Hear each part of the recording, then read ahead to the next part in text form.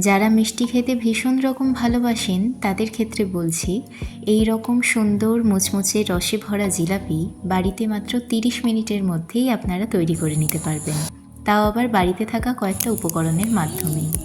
নমস্কার, আমি দেবিকা মণ্ডল, আর আজকে আমি আপনাদেরকে বানিয়ে দেখাবো জিলাপির রেসিপি। এটা তৈরি করার জন্য 1 বাটি পরিমাণ ময়দা ব্যবহার করছি। একটা পাত্রের মধ্যে এটা দিয়ে দিলাম। 1 বাটির থেকে সামান্য কম ময়দা রয়েছে।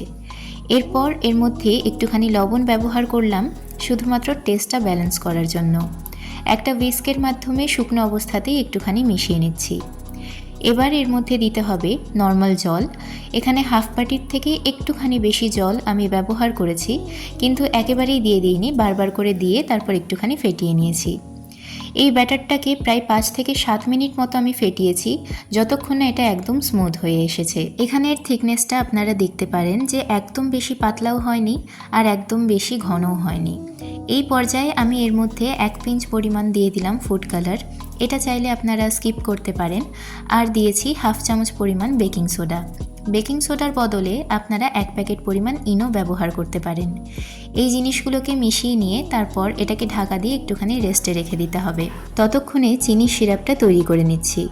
1 বাটি পরিমাণ জল নিয়েছি, হাফ বাটির থেকে একটুখানি বেশি চিনি ব্যবহার করেছি।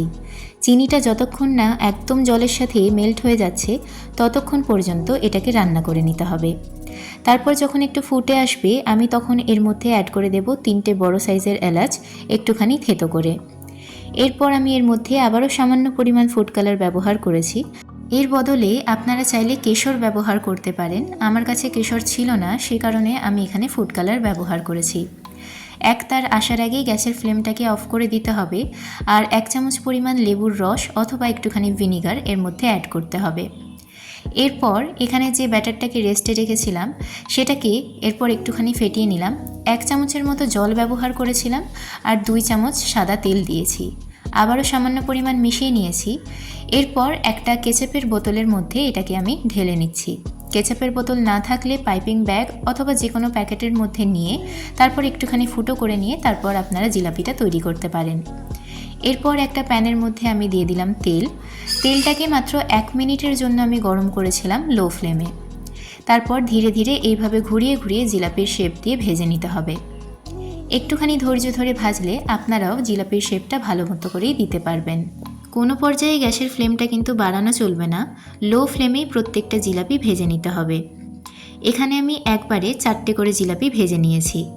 একটা চিমটের সাহায্যে আমি প্রত্যেকটা জিলাপিকে উল্টিয়ে পাল্টিয়ে প্রায় 2 থেকে 3 মিনিটের মতো এগুলোকে একদম ক্রিস্পি হওয়া পর্যন্ত ভেজে নিয়েছি। তারপর এগুলো ভাজা হয়ে গেলে তেল ঝরিয়ে তুলে নিয়ে একদম শিরার মধ্যে ডুবিয়ে দিতে হবে। শিরার মধ্যে প্রায় 30 থেকে 45 সেকেন্ড রাখতে হবে, তারপরে তুলে নিতে হবে। গরম অবস্থাতেই চিনি শিরার মধ্যে এগুলোকে রাখতে হবে এবং একটুখানি রস ছড়িয়ে নিয়ে তারপর সার্ভ করে নিতে হবে। আমাদের ইনস্ট্যান্ট জলেবি একেবারে রেডি হয়ে গিয়েছে। আপনারা অবশ্যই টাইম পেলে বাড়িতে একটুখানি বানিয়ে দেখবেন। যদি ভালো লাগে ভিডিওটাতে একটা লাইক করে দেবেন। কমেন্ট করে অবশ্যই জানাবেন কেমন হয়েছে। আর যদি কোনো রেসিপি জানার থাকে অবশ্যই কমেন্ট বক্সে কমেন্ট করে দেবেন। আমি নেক্সট ভিডিওটা সেই রেসিপির ওপর বানিয়ে দেখাবো। ততক্ষণের জন্য ভালো থাকবেন, সুস্থ থাকবেন। বাই।